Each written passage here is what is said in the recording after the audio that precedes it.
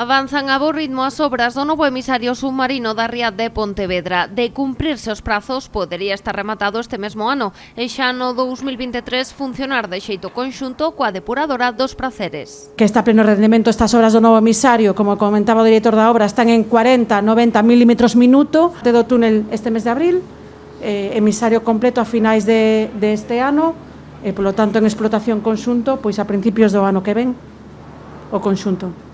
Actualmente os traballos céntranse no treito do túnel de máis de 700 metros, pensado para non danar os bancos marisqueiros da zona. Unha obra complexa que levou a incrementar en 2 millóns de euros o investimento inicial da Xunta.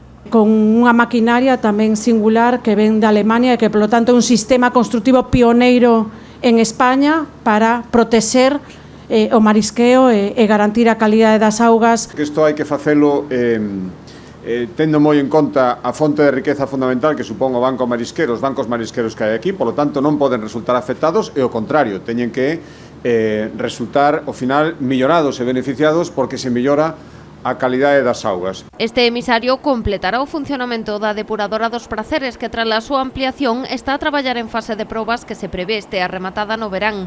Trátase da cuarta máis grande de Europa en tecnoloxía e tivo un investimento de 16,5 millóns de euros. É un plan B cando pois acontece calquera incidencia na propia depuradora. A depuradora en sí mesma en solitario pode traballar e depura, pero o emisario un plan B, pois un plan B polos mariscadores, un plan B polo sector do turismo e polo tanto é como unha canalización adicional para situacións complexas cando hai un problema de depuración. A obra do novo emisario conta cun investimento de 12 millóns de euros. En xunto á depuradora forma parte do plan de saneamento da ría de Pontevedra redactado pola Xunta.